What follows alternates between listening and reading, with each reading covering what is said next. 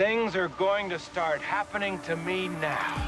I think Tyler is amazing. And I'm a fan of this show. I've watched several episodes. Thank you, Tyler. Thank you, Tyler. You stink, Tyler. Never promise crazy a baby. Oh, I like that. That's a cool idea.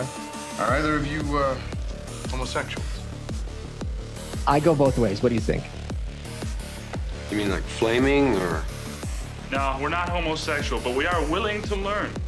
But I do wonder, for others, in other cases, whether libertarianism today is just an excuse for many on the right to act selfishly. Look at me. And then some fat asses in Washington started having opinions. The Olympic Committee started having opinions. You bitch, I know you. You started writing your opinions. And it just makes me wonder, you're dead, bitch. You know, why are you doing this to this poor guy? I don't care. I'm a libertarian. What I'm getting is, Did you vote for Joe Jorgensen or Trump? Who? Joe Jorgensen. That was the perfect answer. Thank you.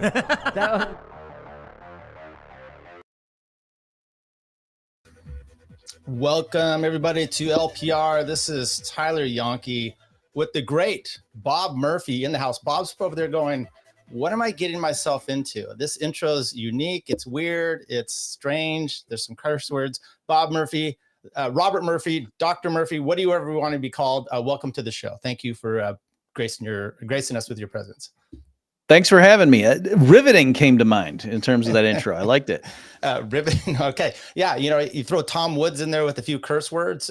Who knows what's going to happen? I don't know. By the way, so I started this show doing podcast review. I was libertarian. Let's get really niche on this and narrow your audience as best you can. And so I've done a bunch of your shows.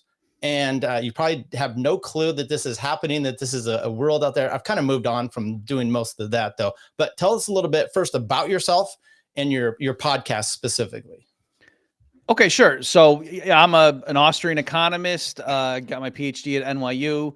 I taught at Hillsdale College for a few years. I spent some time at Texas Tech University at the Free Market Institute down there that Ben Powell founded. And now I'm my day job, if you will. I'm the chief economist at what's called Infinio. We're putting life insurance on the blockchain, and I'm a senior fellow with the Mises Institute. So I host some other podcasts for other venues, but I think what you're referring to is the Bob Murphy Show. Yeah. And that's where I cover all things that interest me. But lately, with Adam Heyman comes on occasionally, and we've been hitting the Dave Smith, Douglas Murray stuff with some intensity. And I think that's, one of the reasons you and I have been interacting recently. That is correct. So I was interested about your work in Infinio, I take it. And so you explained it. So thanks for covering that. Now you took over Jeff Deist's podcast specifically at the Mises Institute. When did you take that over?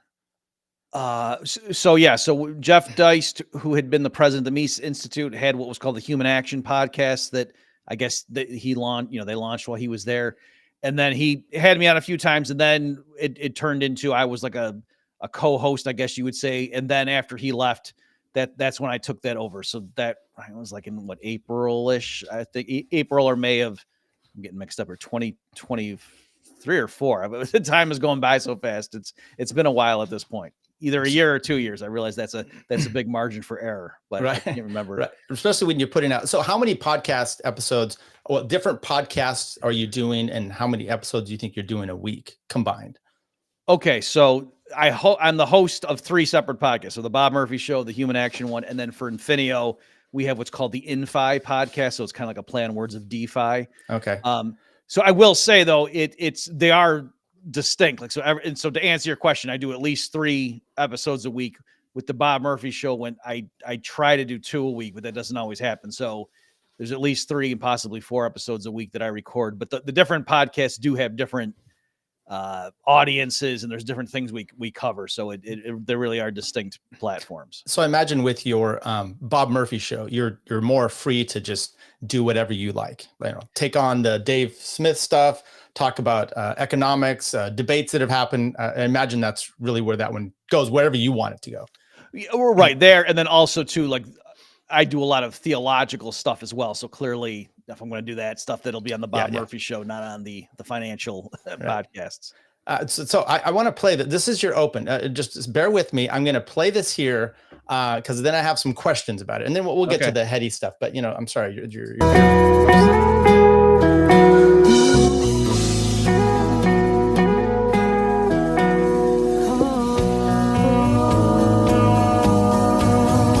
There's a tidal wave coming. What you gonna do? Get ready for another episode of The Bob Murphy Show, the podcast promoting free markets, free minds, and grateful souls. It's your source for commentary and interviews, conducted by a Christian and economist. Now here's your host, Bob Murphy. Oh, okay, Bob. So, a few questions. One, music. Let's talk about that. Is that your own? I've heard rumors out there. Is this your draft? You're writing this music? Let's start with that one. Yes. So that song, I co-wrote that with the guy's name is Dan Hagen. So yeah, it's called, you can go on YouTube or something, get to Higher Ground, Bob Murphy. You'll see us in the studio in Nashville recording that. Okay. And it's on iTunes and whatever. If you want to spend 99 cents, you can get it. So yeah, there's that. And it was funny. So we had done that. And then when I launched the podcast, I was trying to think of something like upbeat or whatever. And at first I wanted to go get, I don't know if you used to watch the Transformers cartoon, but the movie, the theme song, it was "You've Got the Touch" by Stan Bush is the guy's name. Okay. And that summed up what I wanted for the show, but it was the licensing, it just, there was a pain. I'm not even saying the money, just the process of trying to get it so you could legally use that. It was kind of a pain. And then I realized, why am I doing that? That I wrote a song that sums up what I want. So yes, that, to answer your question, that the best insult I get is it doesn't happen so much anymore, but there was a period where some people, haters would come in and tell me how much they didn't like the stupid theme song that I had for my show, but it was clear they didn't know it was me. Right. And so that's the biggest compliment you could play, that you thought it was a real song and not, some vanity project that you just, paid some guy to do in the studio. So. Or it's a double whammy, which is, look, you have no taste and you thought this was something that you should put on. The intro songs are always interesting to me because I like to have your show is produced. So it's you need to have something like that. And then you get, copyright strikes and all this stuff. So I appreciate that. Now, has anyone ever asked you, because I listen to it on 1.25 always, or 1.5 sometimes, usually 1.2. So when I listen to it now, I'm like, that guy's really dragging. But when you say a Christian and economist, I swear, I always think it's a communist. Have you ever got that comment? Oh, yeah. When the podcast first launched, we got tons of that. And so the backstory there is I wanted the narrator to sound like Liam Neeson. Okay. And so when I did it and I went to the voiceover, places you could get you go online places, and there's all sorts of catalogs of voice actors. And I went through, and this was, in terms of the samples, this is the guy that sounded the closest. And I gave him the script, and what's funny is, Tyler, when I heard him read that to me, I just heard, a Christian and an economist, and, okay. Or no, he didn't say and. That probably would have made it clear. He's just a Christian and economist. And so I just heard it like it was, and then it would rant, and then I did get feedback, for the first few episodes of people literally saying, why is he calling you a communist? And then well, this person says anti-communist. So there you go. Now you have anti-communist. That'd be better. Yeah. Well, I'm a lover of music, and I've never been good with the lyrics. My wife, she can go through a song, like karaoke type, if she didn't need the words, she's great. I don't know those things. So I would mess this one up as well. So anyway, I just wanted to clear that up. I had you on. I'm just like, let's talk about this. How much work goes into your weekly show? Is it daily, every week, or how often do you produce it? So the Human Action podcast and Infi are weekly. Like, that's just set in stone. That's what those are. Mine, the Bob Murphy show, I tried it in a good week. I do 2 episodes. And I try to do, now that Adam Heyman comes on and we do the crossovers. Now I'm trying to get in the rhythm where, he and I always record on a Monday and then release on a Wednesday-ish. And then I try to do a solo one as well. So that's the cadence that I shoot for. Sometimes if I'm traveling or my day job's bad, I'll only do the one Bob Murphy per week. Yeah, and then you have someone produce it for you, or are you doing it yourself? Yeah, all of them. Yeah, so there's different different people are involved with the 3 different podcasts, but yeah, they're all produced by somebody, that's partly what that's their job, is to do that stuff. Okay, so now you've got many hats out there, and income streams or jobs you're doing. How much time are you putting into the podcast? So me as an example, introduce myself. I'm a family law attorney, and I'm pretty busy, and I don't want to waste a lot of my billing time doing this because it's just something fun I do. People pay me more money, and maybe we'll be up there.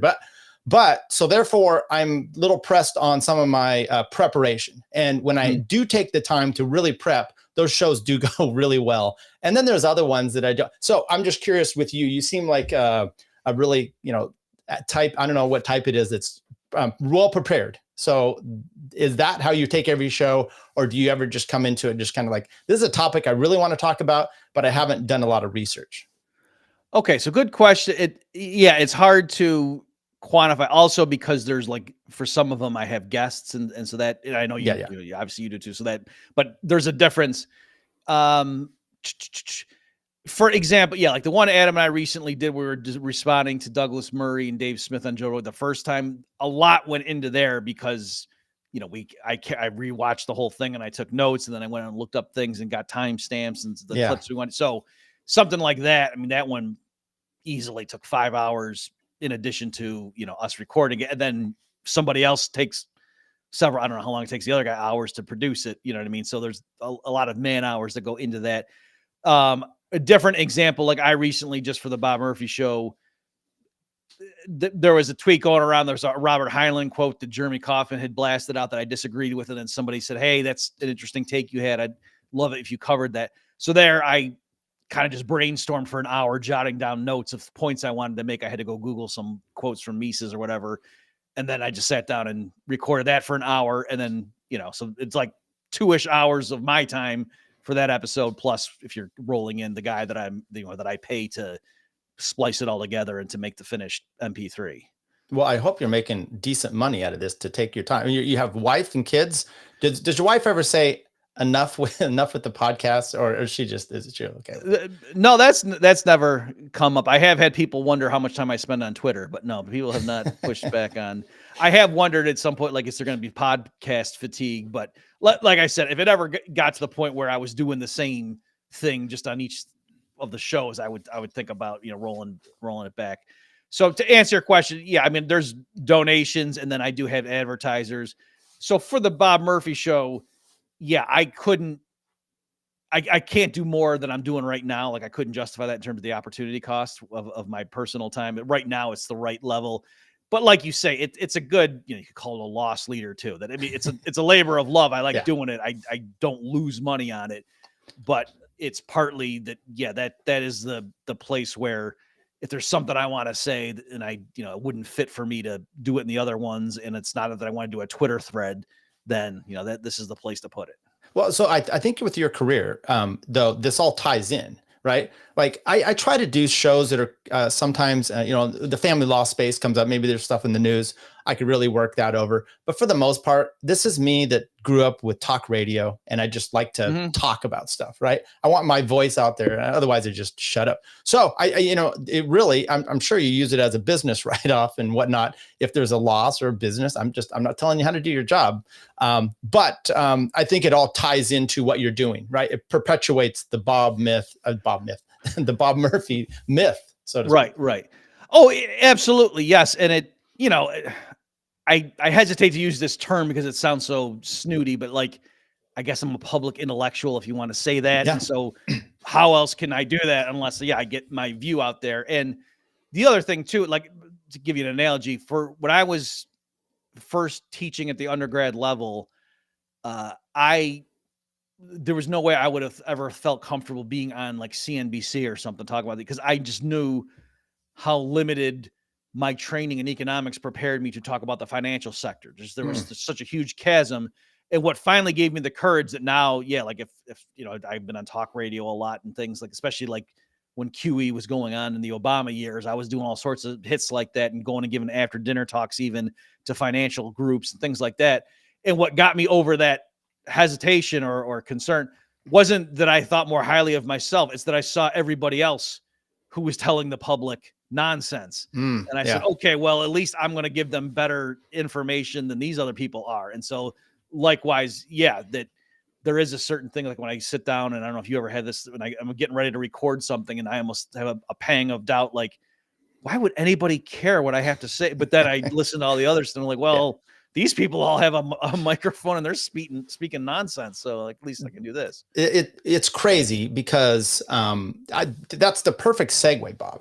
You're a master here, because that's kind of where we're going next. Is this Dave Smith, Douglas Murray? I'm sorry, I'm just going to call him Douglas and Dave, so I don't accidentally associate him with your family. This kind of this intellectual class, this non-intellectual class, what's an expert, what's not. And then you put in your, and I loved how you said, you don't like to have the untruth being out there. I don't either, right? The hypocrisy. I used to be more right wing, and that's the kind of the group that I'm most disturbed by, because when they mess things up, it really bothers me. And I do this with the Libertarian Party as well, which is when they start, Tyler, real fast. Same thing. Like I got into politics via Rush Limbaugh. My dad used to listen to him, and I used to be a subscriber to National Review. Yeah. I was a huge fan of the, Operation Desert Shield and Storm. I had pictures of F-16s and stuff. Yeah. I was a big right wing, USA kind of guy. How old are you, if you don't mind me asking? What am I? 49, turning 49. Well, I'm 53. So the first desert, whatever it was, I was in college, 92, 93, I think, that's when it was, somewhere in there. So watching on CNN, all the bombs, the guided missiles, and that was exciting. And, I was in college campus. So there were kids, with their peace songs and whatever, trying to fill and I was mocking them, of course. And I look back at it now and it's like, okay, well, whatever. I'm embarrassed and ashamed of, like, I wasn't a complete jerk about it, but just how naive I was. Yeah. And likewise too, like I didn't think police ever did anything wrong in the United States. I thought that was just, lies cooked up by the left-wing Democrats or something. I mean, anyway, so I had a little different on that, only because I grew up in a small town, and my dad used to always tell me stuff that he and his buddies would do. And, the cop, there's one cop, it's like a Barney Fife type of situation. One cop chasing him around. So I was mostly there with you. Okay. So let's talk about, because you mentioned National Review, and I did have let me see if I could pull it up here. I had a picture, an image I took, a snapshot here. Let me grab it for you. It's of William F. Buckley, and it was a quote. I just Googled this because I remembered this quote. Okay, so his quote of, "I would rather be governed by the first 2,000 names in the Boston Telephone Directory than the 2,000 members of the faculty of Harvard University." What do you think of that concept, especially in what we're talking about with the experts and Douglas and Dave?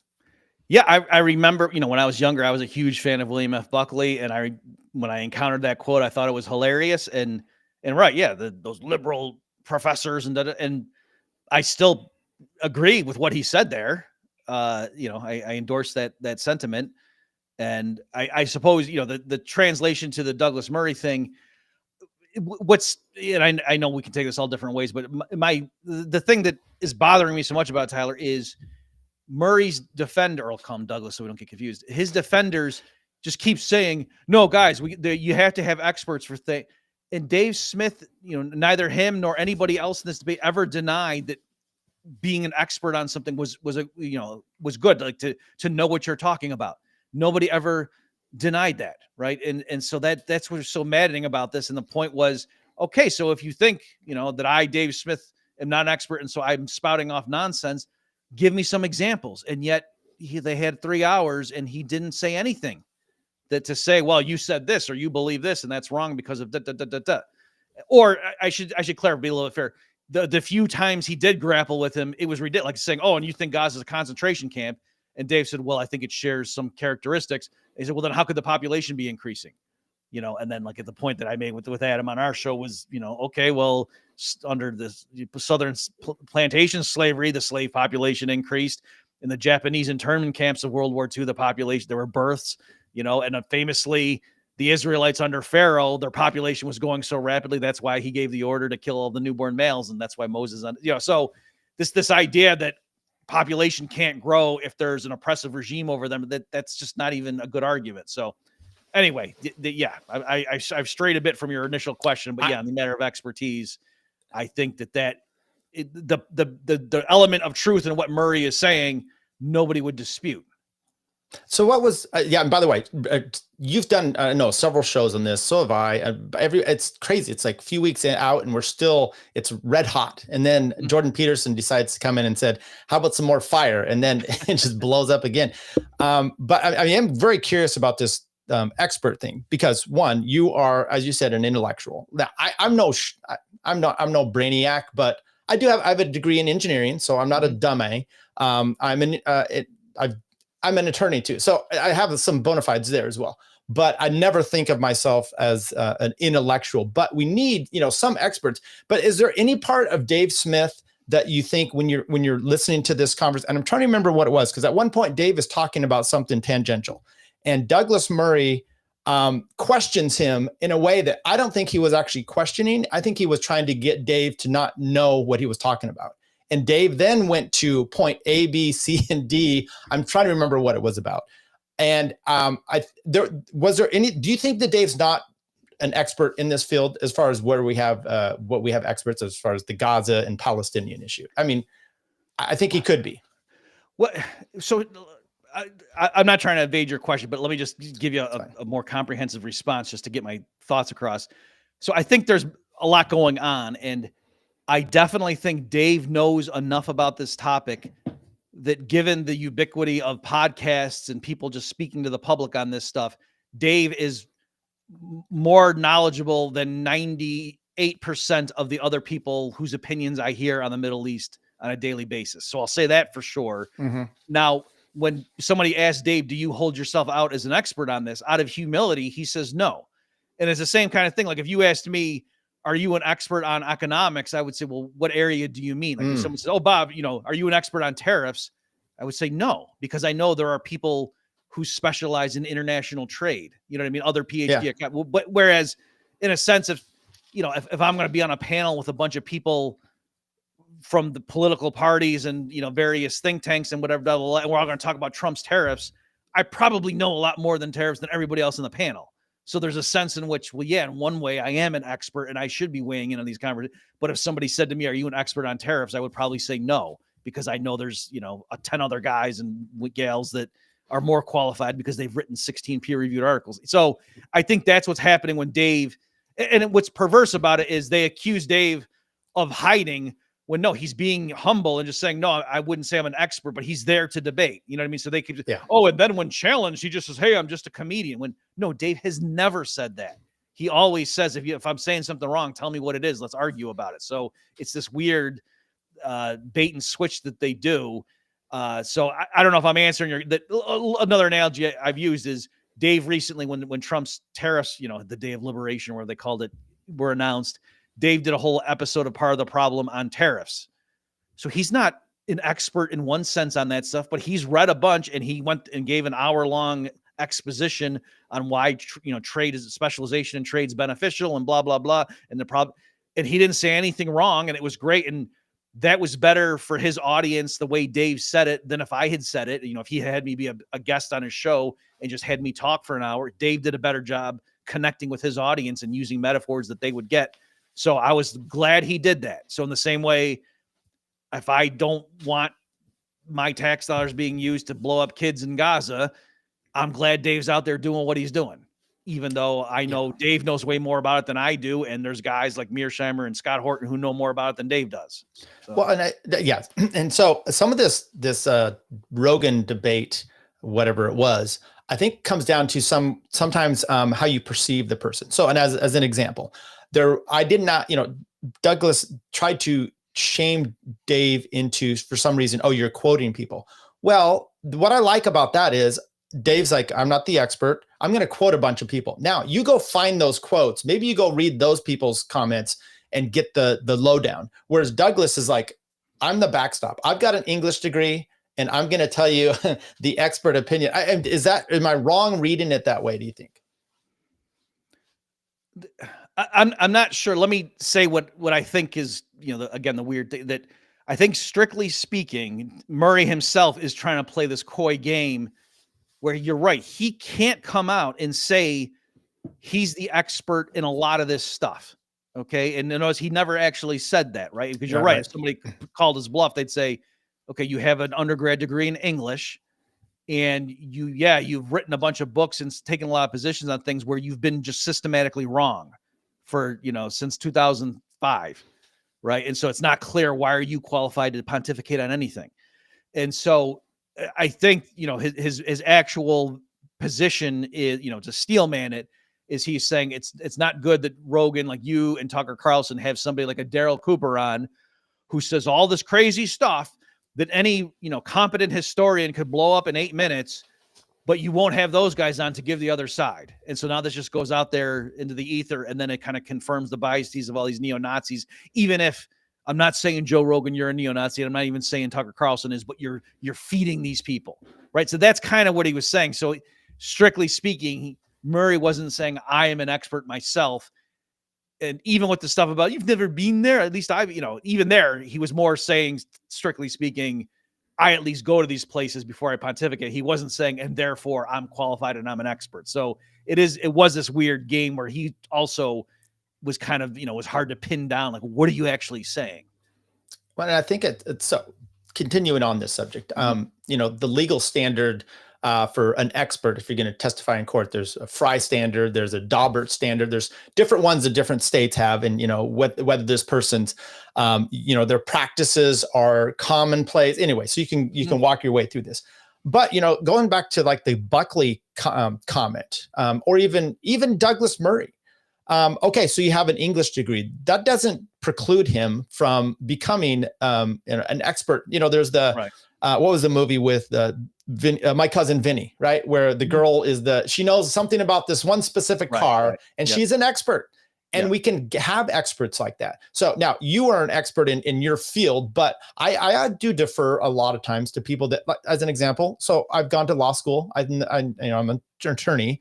Keep saying that. I'm not trying to say that, but yet I listen to people like Brian McClanahan on constitutional law all the time. And I'm learning vast amounts of things. And I'm like, he's just a historian, but he knows so much. I can learn from someone like that. So I don't really know what my question is, other than this intellectual class and having to have a certificate. Do you find that is necessary, I guess? I don't find it's necessary. And you're right. And this, it was happening too in the online, the fallout from the Joe Rogan episode, where I, for example, tweeted out, and I just said, just to be clear, Douglas Murray has an undergrad degree in English, right? And I actually was partly asking just to make sure I didn't, that I was going to stop saying that on interviews and stuff in case I was wrong. Because I full disclosure, I went to Wikipedia to see it. And from this Wikipedia article, it looked like that's all he had, but I wanted to double check so I didn't get caught looking like an idiot. And then some people bit my head off saying, no, Murray is not out there saying you need to have, academic credentials and right. So again, it's not clear who's saying what, and strictly speaking, Murray wasn't talking. And for sure, I am not here saying because Douglas Murray has an undergrad degree in English, he's not allowed to comment on the Middle East. That's not what I'm saying.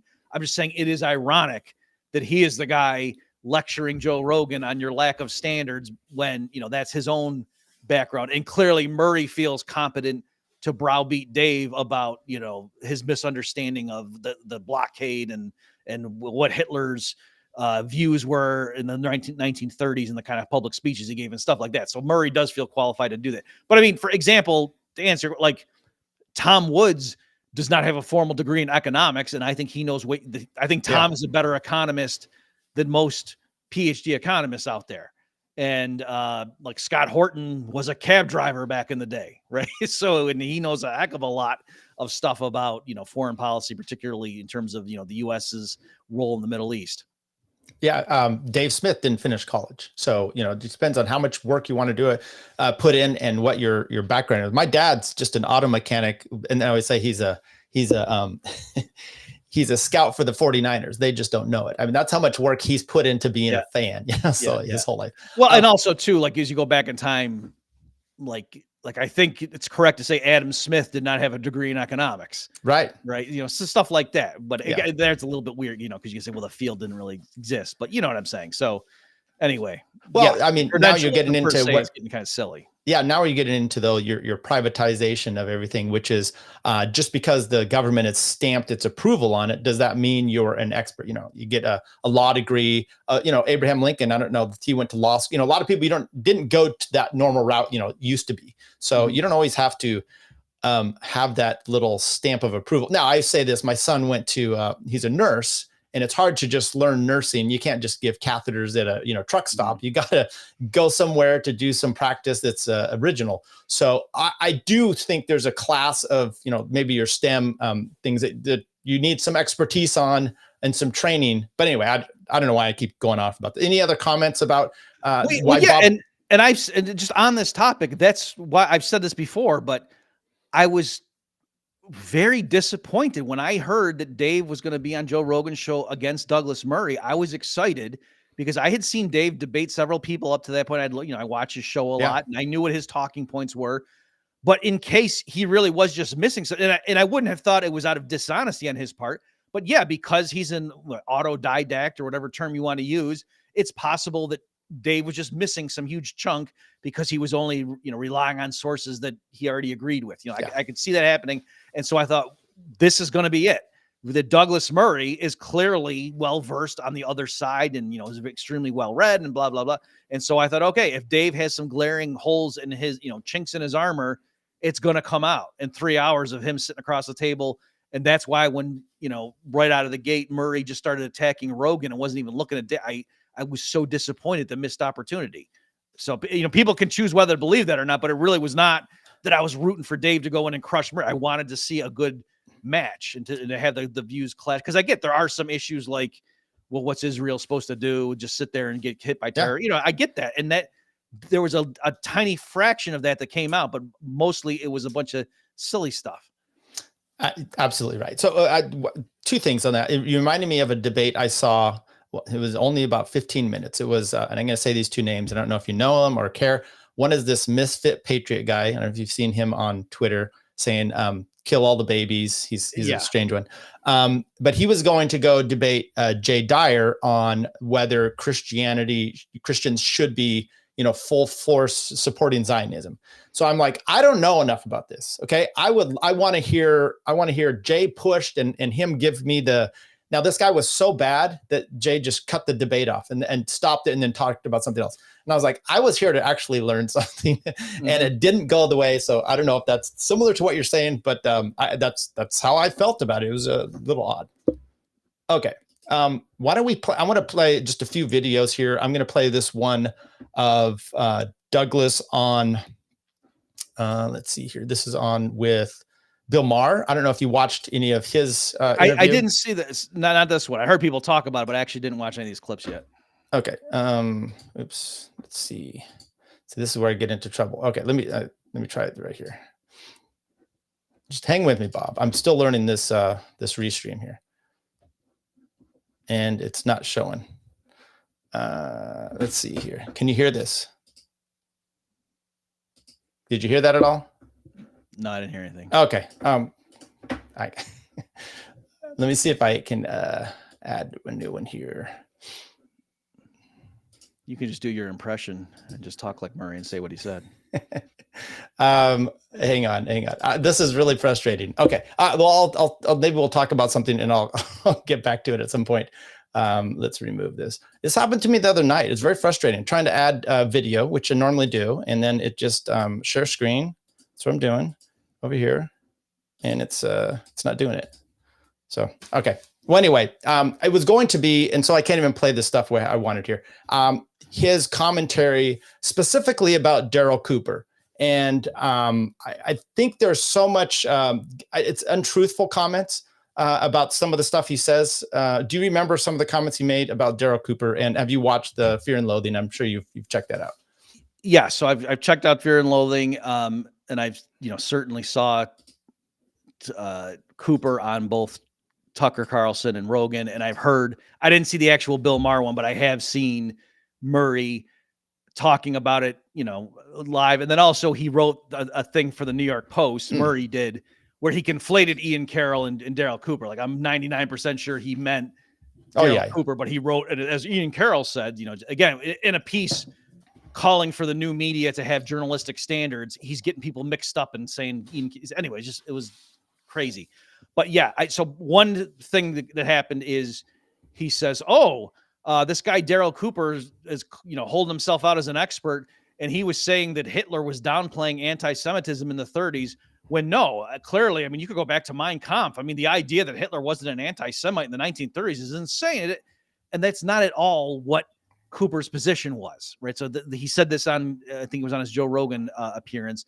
So his point was that, and this isn't controversial, like other mainstream historians would agree with this, that Hitler, when, if he was talking to the inner party or something, he would be a lot more loose about his anti-Semitic views. Whereas if it was to a broader audience, particularly like in the early 30s, he toned it down.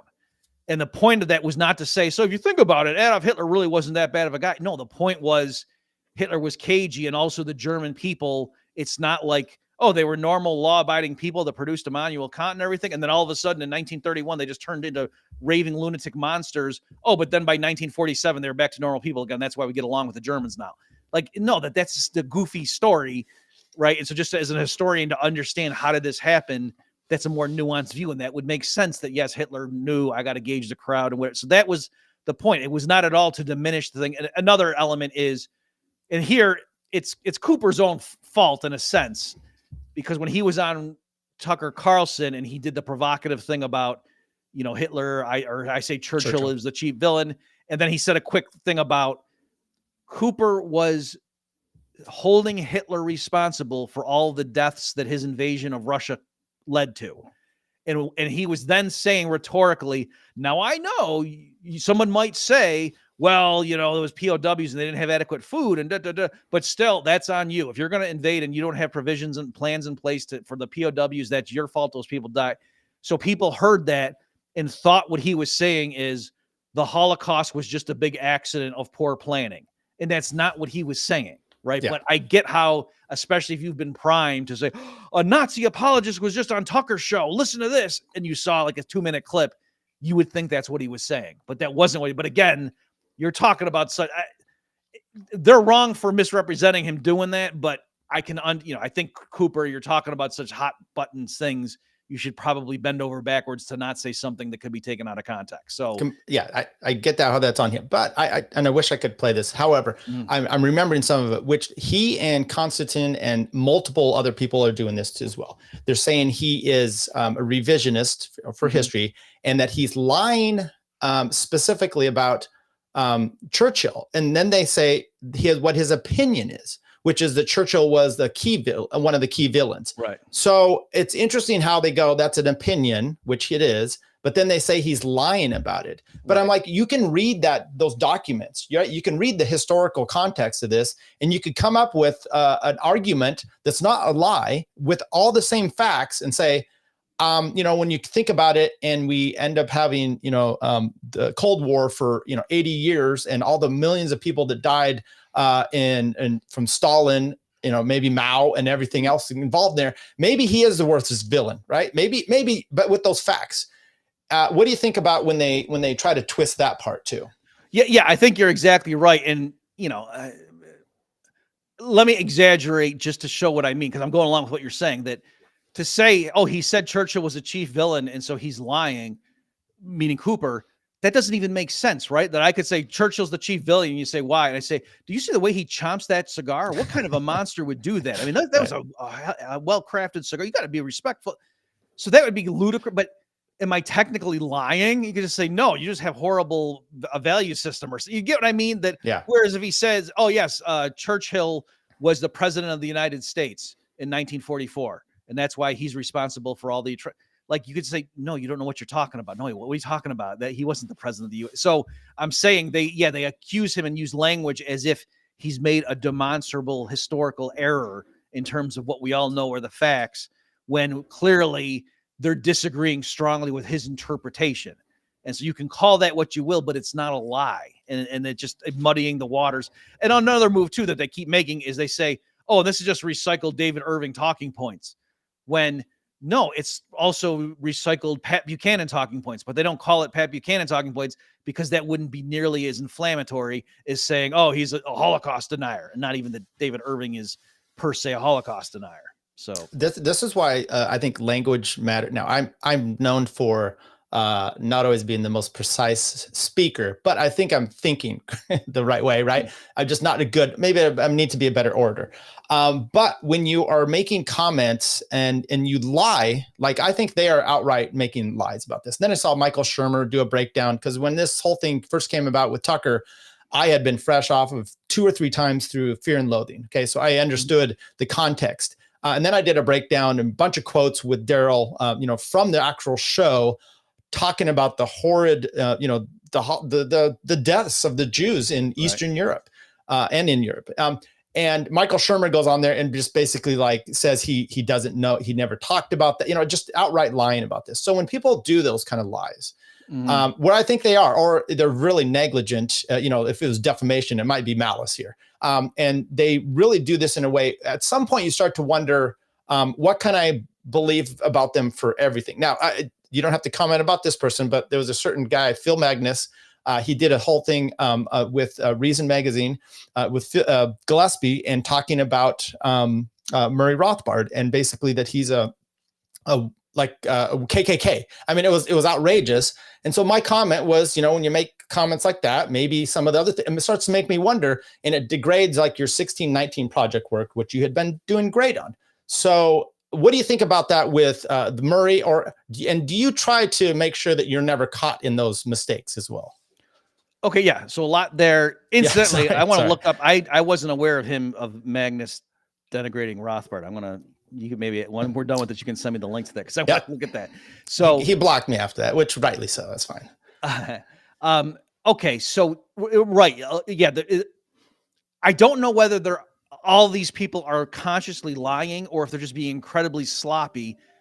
And I think part of it is that, in their mind, come on, guys, we're attacking neo-Nazis. It's okay if we get them mixed up. These are all bad guys, and I'm not going to lose sleep over. So I'm not saying this to be glib or flippant or something, but I do think I have noticed, when I was responding and I was talking with Adam about this stuff, and I couldn't believe just the carelessness with which Murray was treating his opponents and then I realized, well, wait a minute, but these are the guys who are defending, carpet bombing neighborhoods and stuff like that. And if we kill some innocent people, so be it.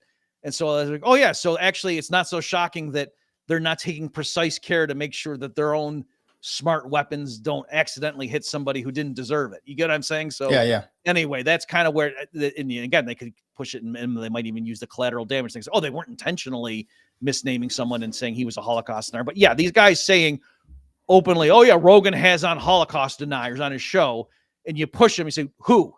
And they'll say, oh, this guy. And they say, no, show me where on his appearance he said that. And then what it turns into is, a bunch of them, have done something publicly with this guy, Jake Shields. And that guy really is, has noxious views in my opinion. Right. So it's like, they can't actually defend what they said. And so ultimately it's a fallback to, they talked to this guy over here and they don't publicly denounce him. So therefore I can say Rogan on his show has a Holocaust denier, even though that's not a true statement. Right. So anyway, that's the move they make. And then you're right. It does make you question. And so what I did, for example, with Murray is because I had been a fan, I loved him. And I went back and looked at that Monk debate that he had, when it was him and, the guy that writes for Rolling Stone, the financial guy, I can't think of his name now. It was a 2 versus 2, and it was Malcolm Gladwell and some lady was on the other side, and Matt Taibbi. It was it was Douglas Murray and Matt Taibbi against Malcolm Gladwell and some lady I don't remember. And I was very impressed with Murray at the time, and I went back and rewatched just the ending of that. And actually, he was kind of a jerk there too. It was just Malcolm Gladwell had been being a jerk first, and so I just thought Murray was fighting fire with fire. Yeah. So it didn't bother me. But no, actually, he was being good and just like huffing about because Malcolm Gladwell called him Doug, and he was going Douglas. You know what I mean? Like complaining about what name he called him, like that has something to do with the debate. So anyway, I'm just saying there was that, and since you brought up Phil has been bothering me. I co-wrote an article with Phil years ago about Thomas Piketty, when he came out with his Capital in the 21st Century is a big thing. Phil and I co-authored something. It literally was an award-winning article because we got like a bunch of downloads and things, and it was picked as something. So I liked Phil back then, and if he gets it in his sights that he went after Hoppe one time and just said stuff that I don't think was accurate about here's views of Hans Hoppe. It might have been Hoppe in my defense in his defense. Yeah. And then even with this stuff that we're talking about right now, I don't remember the exact thing, but Phil was casually, throwing Cooper under the bus or saying something about Dave Smith. I can't remember what. So I don't want to be too specific because I don't want to say something wrong. I get it. And be a hypocrite. But I went in and said, show me where did he say that? And it wasn't, it's anyway, with Phil in particular, I think he doesn't take care to make sure the recipient of his accusations deserves that. Like he's prone to exaggerating. And it's the kind of thing where, other people are like, Bob, what's your, he's just attacking a bunch of commies. I was like, well, okay, but well, no, it's perfectly. And not to, I'm not going to go down the Phil thing. As a matter of fact, I think Consella came on and we went over the video, but I'll throw you the link of the raw video yourself, and you can check it out. Okay. But there's things that like the Libertarian Party, what was it? I think it was the Mises Caucus. They started throwing things out like a news story, and it was something that I just take from a legal perspective. I'm like, this isn't right, and I dig into it, and it's like, okay, you want the state to be the boogeyman all the time, but then don't make a story that's take the facts wrong and make it so you look like an idiot when it comes out, right? Use a clear example of something bad, and then we'll be perfectly fine with it. But when you do these nefarious, these ones that are a little, okay, you're shading the truth and it's not quite right. I don't appreciate that. It doesn't help, I think, your cause. I used to do that with, when I was a little more on the right, Jimmy Carter, he's an anti-Semite because he wrote a book, not saying the best things about Israel. Well, I didn't read the book. That's what Ben Shapiro or Michael Medved, someone had told me. Yeah. And so you just use that as a cudgel. And I think that's what these guys are doing a lot. And I'm not a fan of that because now it's the same idea of this woke shit going back and forth. And I think we're in the middle of it again.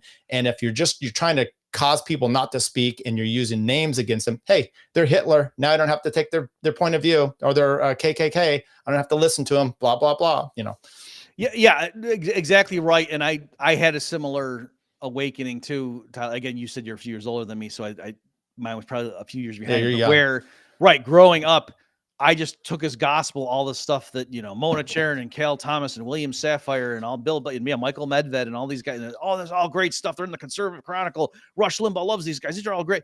And then over time, I did start to notice, some of them were not quite fair with their opponent. And then also what would happen is if one of them deviated from like the party line, and then how the others treat them. So I remember when Pat Buchanan, was it Demjumjuk or something? I'm butchering the guy's name because I was a little, kid with this, but there was some guy that people were accusing of being like a former SS guard or something. He was, at this point, the guy was real old, and Buchanan was saying, I don't think he is. And people were just biting Buchanan's head off for being like a Nazi apologist or something when, you know what I mean? Yeah. And I was like, well, was this the guy in Pennsylvania that ended up getting, I think he was tried in Israel at some point. I don't remember more detail again, because I was younger, but anyway, I just remember being surprised. Like, well, even if Buchanan's wrong, I think surely the correct explanation is he doesn't want this guy to be accused of something he didn't do. Or something. Right. And then also I noticed another one too, where it was the first World Trade Center bombing, when they throw the car in, and people were mocking, oh shoot, what was it? It was something like, I might be getting the details wrong, but it was something like the alleged story was that the terrorists, like they rented the car or something and they packed up the explosives and parked it and left. And then the person reported it stolen, and then that's how the authorities knew. And people were calling that person an idiot. And I remember somebody was defending him saying, well, no, but I mean, if the car, like if it is their vehicle, they're going to find out whose vehicle it was. So if you had reported it stolen, that would be a way to cover your tracks. You know what I mean? So anyway, yeah. Well, it was like the person was coming forward and kind of like, quote, defending the terror. And anyway, I just remember it's like starting to see like, oh, wait a minute. You are allowed to like think for yourself and be like, wait a minute. Or another one was people calling the 9/11 hijackers cowards. And I remember like one of the people in the right wing, chorus were like, Well, I don't know that it's cowardly to like give up your life. And, if our guys did that, we would say they were heroes, right? So, well, anyway, Bill Maher said that on Bill Maher said that on Politically Incorrect. And I think that's where that show went from Politically Incorrect to the new one, because it ended it, I think, when him making those comments that, I think these people are brave for doing this. And then, all shit hit the fan. So, that's always quick, kind of on this whole thing too. What do you think about, and I know I want to ask you some other questions, but what do you think about and this is so off topic, but you made me think about it with something, the Pam Bondi given these new right-wingers like the binders, and they're going to be the new media, and then they get kind of steamrolled and embarrassed. What do you think of that whole scenario? I don't know much more to comment. Okay. I don't even know what the heck happened. Right. I mean, they did that. I thought it was the weirdest thing I'd ever seen. Okay. And then I haven't heard anything about it. So I don't even know, like, did those people come out 3 days later and say, yeah, we looked through this and there's nothing here? I don't even know where that story went. Okay. I'll tell you real quick, and then we don't need to go on if you had something to say, but basically they go in there, they're supposed to be the new media, right? Because, you just saw Tim Pool getting a chance up there, and they're going to have these new media people. So they're not going to be just the kind that just roll over for the president like the past one. So they go in there. Pam Bondi says, I'm giving you these binders. There's nothing of new in here. There's nothing new, but you can't talk about it for a while. There's an embargo. We're going to take your phones. We don't get asked any questions. And then they go out and they take these pictures, and then they're steamrolled, and then they're embarrassed. And then, so they got worked. They are like the old news people. That's my whole thing of it. Anyway, we don't need to keep going down there. Let me see. I had another. Okay, I'm not doing the videos because we're not going there. There we go. What else do I have here for Bob? What do you got? New books coming up?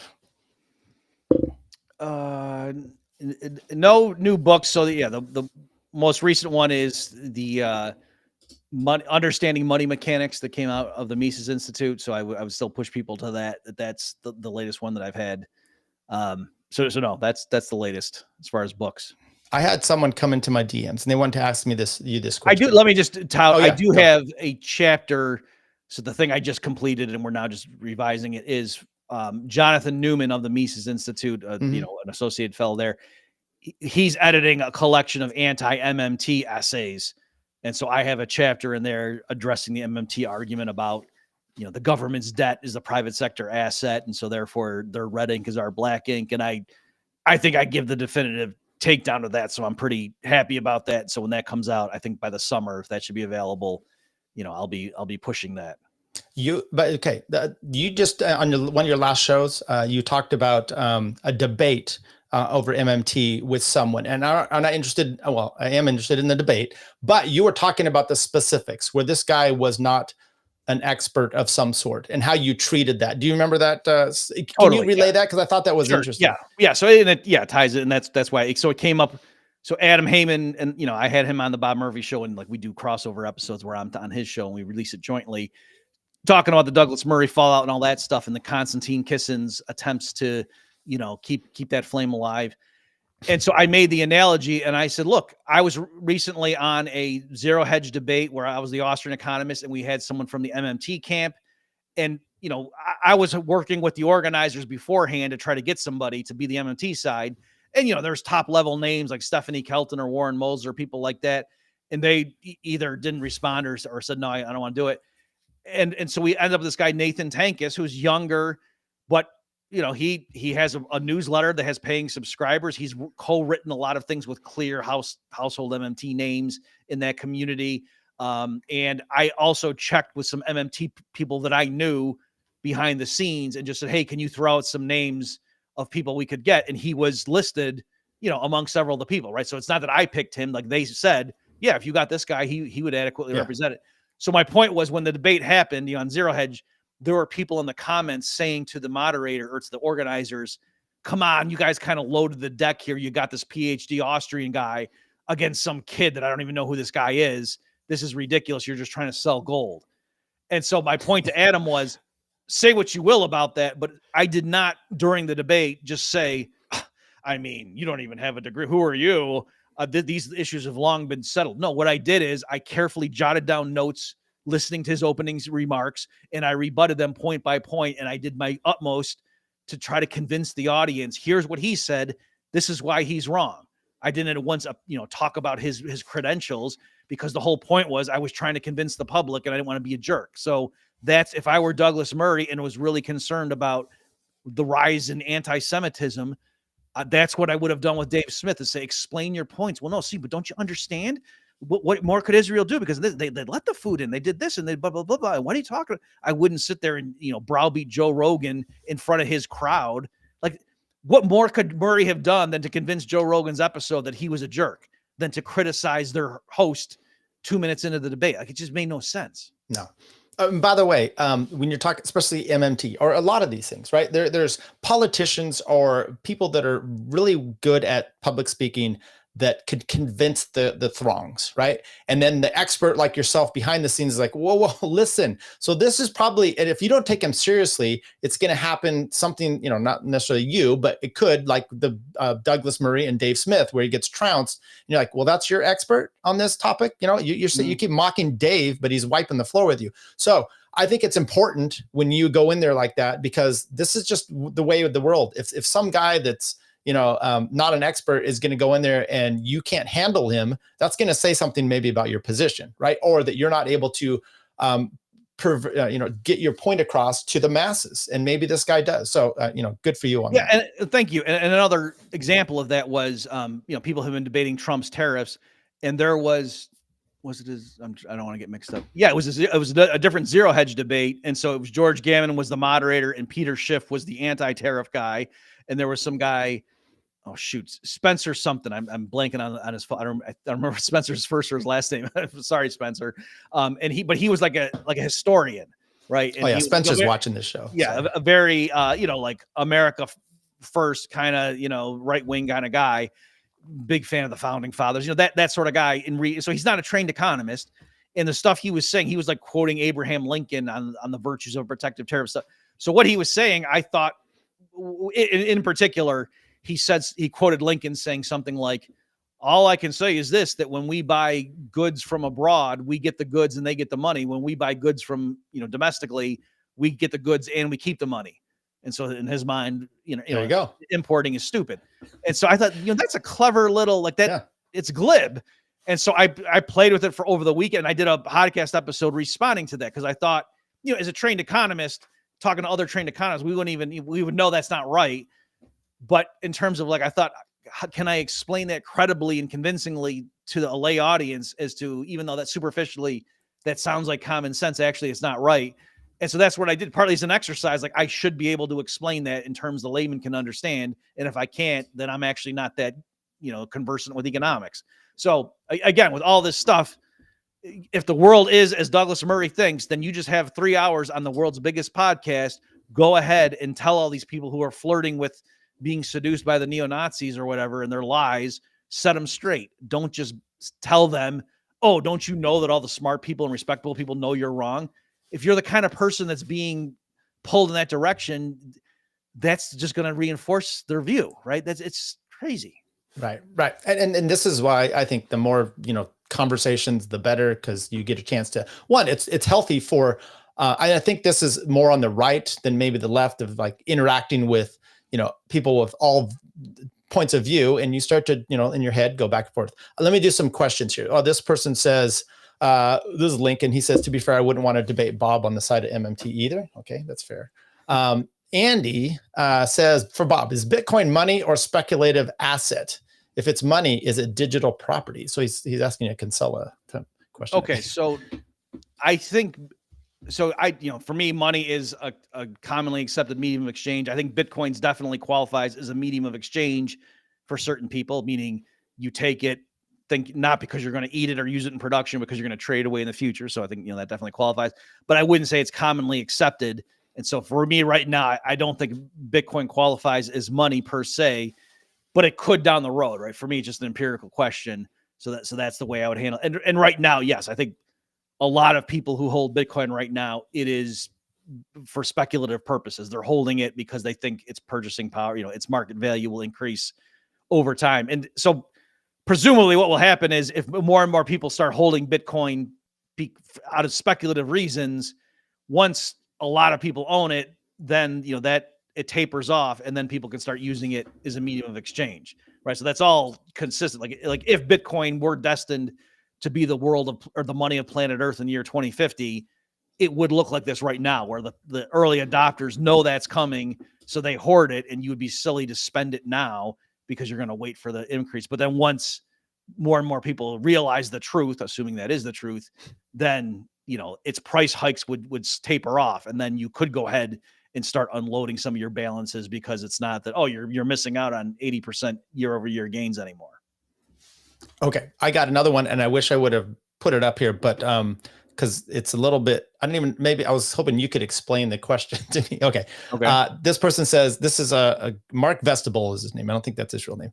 Extrapolated from Mises's insight in theory and history, if modern journalism's pretense of neutrality functions as a concealment of ideological bias, what methodological principles should guide both journalists and podcasters to acknowledge their value frameworks while still delivering reliable, responsible reporting? Did you get that? Do I need to send it to you in a text? I think I understand the question. So Mises in theory and history and elsewhere, he talks about the principle of neutrality. Like if you're a historian and you're trying to accurately talk about the War of 1812 or something, you clearly want to strive to be neutral, even though there is a sense in which you really can't be neutral. Yeah. You know what I mean? And so it's that delicate act of being aware of your own potential biases and trying your best to not be, to give an ideological rendering of the situation. So that there's a lot of discussion Mises has about that. That's very nuanced. So I think that's what, this person's asking. Okay. So given that kind of thing where there is a sense in which it's impossible to be unbiased, but then, so does that mean you just write everything from the point of view of, look, it's a bunch of libtards and they did this yesterday, that, you know what I mean? Like, no, clearly you're loading the deck if you talk like that. Right. For me, in my view, like that's just maybe the quickest way to answer the question is the standard that I try to use. I certainly have an opinion and I let everybody know on the front end what my opinion is.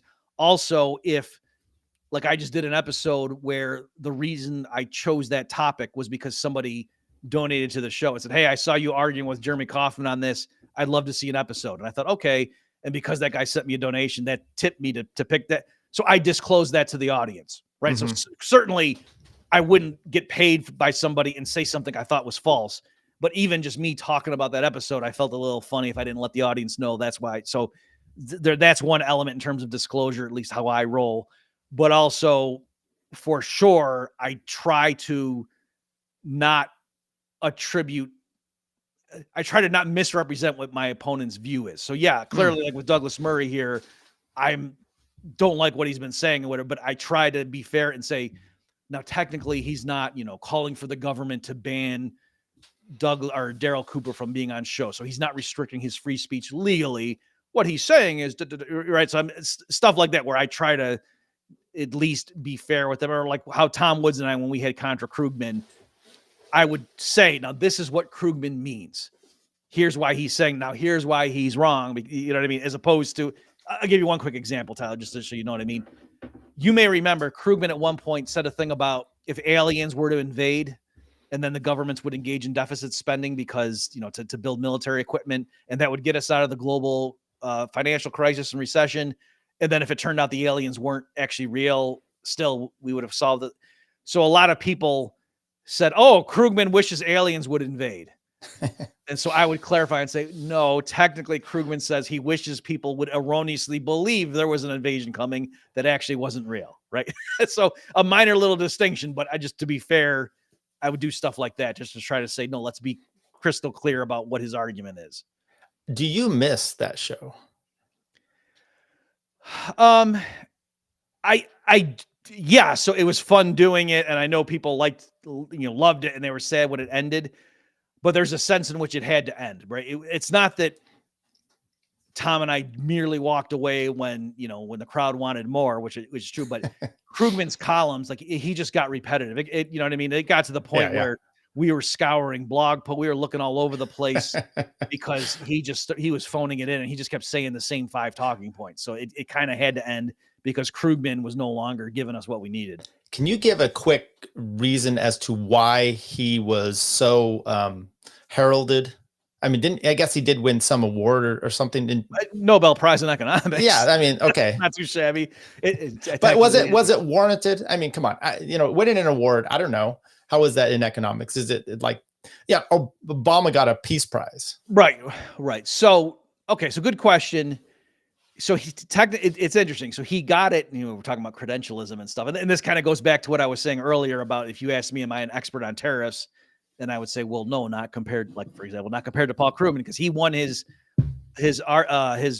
the Swedish central bank's Nobel Memorial Prize. That's not literally, Alfred Nobel did not set up an economics prize, just for the purists out there. Krugman won it for his work in international trade theory. Okay. And so he did do some innovative work in that area. But what's interesting is what Krugman is known for, among the public, is his advocacy of, deficit spending and, Keynesian macroeconomics.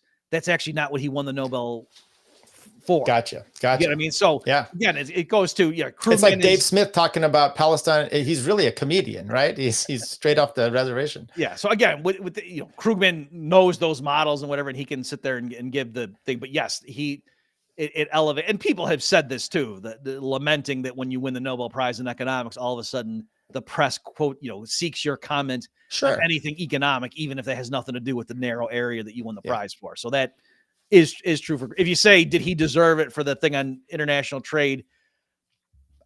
It's not ludicrous that he won it. I do think it was political, right? So he had been writing his New York Times column bashing George W. Bush for some things that, this crowd might like, Krugman was against the Iraq war. And so he was, hanging that around Bush's head or neck, from a very left-wing progressive, demonization angle. So it wouldn't surprise me if partly they gave Krugman the award because they liked what he was doing politically in the United States and wanted to elevate his status. But it wasn't obscene that he won it for his work in international trade theory. Okay. That's good. Okay. Last thing here, and then we'll let you go out. You had, so I think this started, so I maybe this is going to get you're going to block me, but Tower Gang, I don't know if you ever heard of them. I produce their show. So I'm in the behind the scenes. Okay. Owen Benjamin comes on there and Clint Russell's on that show. And they start, they try not to do politics, but it got into this and it started to talk about bashing libertarianism. Then it spilled over into the interwebs. And then you had Owen come on your show and you guys did somewhat of a debate. It was a long discussion. To me, it was frustrating because not for you, because I think you did as good as you were trying to be a nice guest, I felt. And I just felt, how do you want to rate, or do you want to, can I give a breakdown of how you felt that went? Because I felt that it could have been so much more. And Owen just kind of like put up a lot of straw men and whatnot. So sure. Yeah. And I'll give you some gossip or whatever. Sweet. So yeah, part of that was, so it was awkward that, okay, so for one thing is I had been a big fan of Owen Benjamin, right? Like when he was up and coming, or not, that's not the right word. Before, like Tom Woods had him on when he was just a comedian and an actor. The Big Pianist podcast, right? Yeah, and then he also had a podcast called "Why Didn't They Laugh?" Yes, and it was amazing. Like he would just go and analyze, because he had he would put his phone or something when he would do his stand up, and he's working on a new joke, and he would just have like himself in 12 different venues, 2 days apart, with him doing the same joke and then gauging the audience reaction and just analyzing each time. Okay, now here, what happened was the waiter dropped the guy's fork right when I did the punchline. I think that's why and he was just going through and just little tweet. And I found it fascinating just how much he was analyzing one joke and just showing its evolution, as he's working it in the comedy club. So I loved that. So I was a big fan. And then, he was talking about stuff about spellcraft and things. And I thought, oh yeah, I like this guy. And then he, even with the moon landing stuff, I heard him, I think he was on Dave's show, I believe. And he was talking about how he started doubting the moon landing and he was saying stuff that I thought was insane. Like, oh, don't you know that they brought over a Nazi scientist to head up the Apollo program? I was like, that can't be right. And I went and looked and no, that was right. So anyway, so there's stuff like that. So and then when he was bashing libertarianism, like you say, in this thing, and I understood where he was kind of coming at it from like a, Christian moral perspective, and you guys are a bunch of hedonists or whatever. Yeah. But also he thought the state was run by a bunch of pedophile Satanists. So it's like, oh, I think I can connect with this guy and show him, So yeah, I talked to him and he wanted to do the show, and I was excited to get, oh wow, this guy that I liked, that I thought he was a great comedian or whatever. And then when we were talking about the moon landing and that was fine. That was exactly what I was hoping for, just to get his views. And I wasn't just dismissing him as a nut, because he's a flat earther too. And I was like, do you believe that satellites are in geosynchronous orbit? Like, how could that work? I was just asking, I wasn't mocking him. I was just saying, like, have you thought through some of the, the implications of that? So that was fine. But then, when we started talking about libertarian stuff, he kept, like, for one thing, he kept asking me about Michael Malice and, I forget the trans person that Malice used to hang around. Blair. Yes, Blair White. That's right. And I didn't want to talk about that. You know what I mean? Like, because it's, and he kept assuming like I was Malice's good buddy or something. I was like, no, I mean, Malice and I know each other, but it was in a weird thing where I didn't know enough. Like, I didn't want to just concede. Like, in other words, I thought what he was saying was not fair. Like, he was making it sound like Malice was pro-abortion, and I had never heard him say, but also I wasn't sure, and I didn't want to talk about that. You know what I mean? So he wanted us to debate Michael Malice's views, and I was like, no, I don't want to debate that. It's not anyway. So I was disappointed about that for sure. So I was not comfortable. Like, I had been looking forward to it. I felt physically unpleasant during the second half of it. But then when the show was done and I watched it, I loved it. So I thought it was like quote good TV, but doing it, I was very, in angst over it. I guess I want to modify, because you're right. The fact is that I remembered it, and it was, I listened to the whole thing. It was fascinating. I was disappointed maybe in Owen, right? And I thought you did a good job. So that's kind of what I was saying. Anyway, I didn't know if you wanted to say anything about that. So I appreciate that. And there were parts too where, like you say, I don't bring people on to like blow them up or something like that. And so, I just wanted him to have his views, and then I wanted to, push back a little bit. So there were times. Did you feel like you could have gone more? Because I could have. Yeah. There were times where I was second guessing myself, and I wondered, like, should I have pushed him harder here or not? But looking at the thing overall, but you're right. I thought he was coming on way too strong for what I thought. Yes. He made a lot of assumptions about you. To a productive conversation or whatever, for him to lay out, here's what the problem with libertarianism is, and then me to respond. And instead it seemed like, he didn't want to actually convince the libertarians in the crowd. He just kind of wanted to tell us why we were a bunch of degenerates or something. Right. So right. And by the way, when I first started getting into the libertarian stuff, I was interested in this, and I started looking at stuff, and I see Tom Woods, and I'm like, he looks too straight laced. He's got a tie on. That's not the kind of libertarian I want, and yet that is the kind of libertarian I am. So it's funny. Tell us, last thing here. I know you said you're not doing any new books, but what would you recommend to someone that's just maybe kind of interested in libertarian stuff, of your book and any other ones out there? I have Choice behind me here. So okay, sure. So as far as like Austrian economics per se, if you're going to read a single book, that my book Choice lays out, we'll call it Misesian economics or Austrian school economics, assuming no prior knowledge. And so it was written for an undergrad audience. Like, that was the assignment I was given. They said, take Mises' Human Action, break it down to 300 words top, or 300 pages tops, and make it accessible to an undergrad reader. And that's what I did in that book. So if you're willing to read a 300-page book that's accessible in terms of the language, then that'll teach you Austrian economics. If you want to know like the stateless society stuff, like my pamphlet Chaos Theory that I wrote in grad school is still a pretty good go-to resource in terms of private law and private defense. And then as far as, like I said, the book I touted earlier, Understanding Money Mechanics from the Mises, all these you can get the PDFs at Mises.org. Oh no, Choice you can't. Choice you got to buy the physical book. That's from Independent Institute.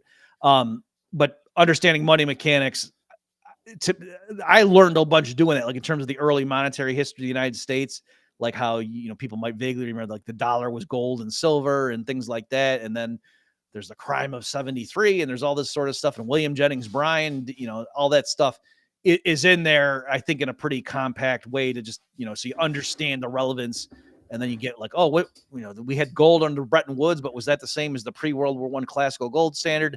That stuff is all in there, plus a bunch of stuff like, my review of Stephanie Kelton's book on modern monetary theory and things like that. And a chapter on Bitcoin, is Bitcoin money?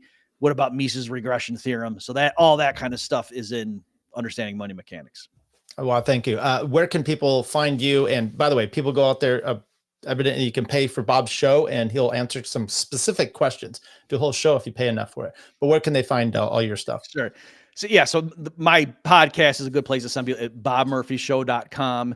And then if you're interested in the blockchain tokenization of life insurance stuff, that's at infinio.ai. So INFINEO.ai is that company's website. And then the Human Action podcast that I do for the Mises, and so Mises.org is where you go, and you can click on the podcast and get all the podcasts they have. And we'll put all those links in the show notes. I appreciate it, Bob, for coming in here. You jumped in my DMs because of a little tweet I did, and I appreciate that little video that went out there. Anybody wants to get? Can I ask you, Tyler? How does that feel? Because I think you were the reason that Murray versus Murray went viral. Like, they took what you did and combined something and made it more fun for the layperson. But if you didn't locate that, I don't think people would have found that. I am the bat in Wuhan wet market out there. Yeah, I had seen that, and I just decided. So I did a show, and I just put one against the other, and then I just clipped that. And then my friend Top Lobster, he goes, "You know what you need to do? You need to put them side by side and do it real quick." And I was like, I won't do it. And then I saw someone tag that guy, and then that guy created it, and it was like millions of views. And I was okay, well, there you go. But anyway, I appreciate it, Bob, for coming on. If I would like you someday, we'll have you come back. I would love to talk to you about private law. It's a fascinating part, especially when I deal with that whole subject. So we'll have you on as an expert in there to do that. I hope we can do that. Great. And you as an expert attorney can ask me good questions. Well, we'll see about that. All right, everybody. Thanks for coming to watch us. Do all the like, subscribe stuff, and we'll see you next time. Bob, you can hang out or you can leave, but it's a little bit of a lengthy outro. But here we go. Okay, I'm leaving now, guys. But she's back. And now. Tyler, if you had any clout about you, if you had any knowledge of the real world of what happens, we walk into Timcast's studio, immediately there's 4 Jewish lawyers. King of the Druids! Oh, that's all we needed. A Jewish princess. Yeah, so I mean, I don't expect the normies like Tyler to understand these kind of things. He's just a podunk lawyer somewhere in rural California. He's an idiot, really. Takes a tough man to make a tender forecast, Nick. I guess that's me. Keep fucking that chicken. This guy's, I wouldn't say he's full of shit, but I'd say he's stupid. Whatever. If you're in the comments, if you're in the chat now, I wouldn't pay attention to anything he says anyway. But more or less, eat shit and die. Don't ever come to Top Lobster. He will end you. Do you see what he just did to Tyler? Just fucking challenge this Tyler's done. Top is a maniac. He can't even reply right now because he's crippled. He's got nothing to say. What are you talking about? I didn't say that. Why don't you argue with something I said?